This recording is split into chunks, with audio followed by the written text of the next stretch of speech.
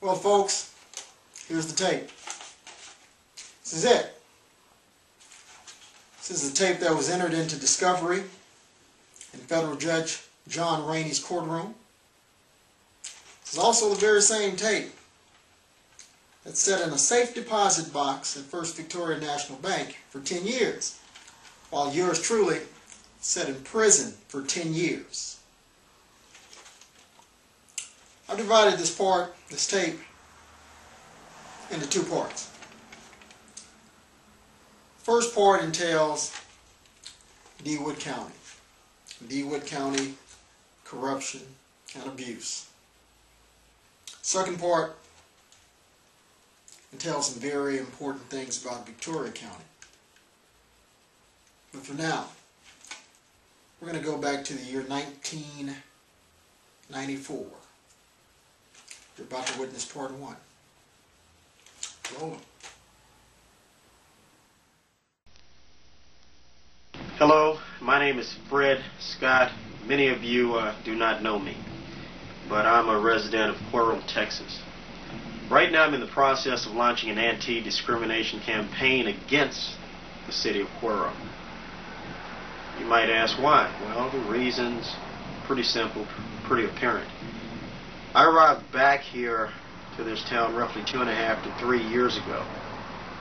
When I arrived, I was constantly harassed by the law enforcement here. They constantly stopped my car without any type of probable cause whatsoever. As far as I'm concerned, they merely stopped me just to satisfy their own little backwoods curiosity. Now, the car I was driving at the time happened to be a 1983 280ZX Turbo in very good condition. It's been about 6 months or so since I wrecked my car. So lately I haven't had any difficulties with the law enforcement here. But before the accident, one officer, Lazaro Campos, even went as far as threatening my life. In fact, I'll let you decide for yourself. Quote unquote, one night me and you are going to hook up and one of us isn't going to make it. What's your interpretation? As for mine, I'm sure you can guess. I consider it to be a threat, nothing but a threat. Needless to say, I filed a complaint against him and he will not be reappointed to his county position. I informed the police department in Cuero that I had reported Mr. Campos' behavior to the ACLU, that's the American Civil Liberties Union, Civil Rights Division of the FBI, as well as the Attorney General. Perhaps I had something to do with his dismissal. Who really knows for sure? I do know that we had a new sheriff appointed July the 14th because the old one was about as corrupt as they come. If you were a city councilman, commissioner, or anyone who worked in conjunction with the Cuero Police Department, would you want additional bad publicity in parallel to that already caused by your former sheriff? Probably not.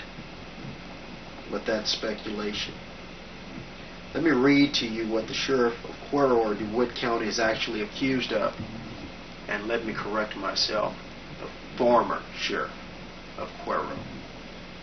Now bear in mind that he's been convicted of many of these charges since this article was published.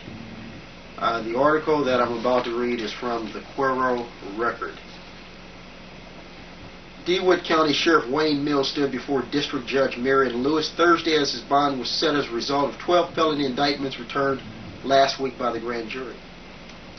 Arrested around 4 p.m. by Texas Ranger Rudy Rodriguez at the jail, Mills was escorted to the courtroom where the indictments were being filed. The charges culminated a month-long investigation by the Rangers and the presentation of their findings to the grand jury last week by District Attorney Wiley Cheatham. Mills is being charged with third-degree felony charges of misapplication of fiduciary property, official misconduct, and tampering with government records. By now I'm sure you figured out that this is not just a campaign of anti-discrimination, but it does overlap into the corruption of our local criminal justice system on a whole.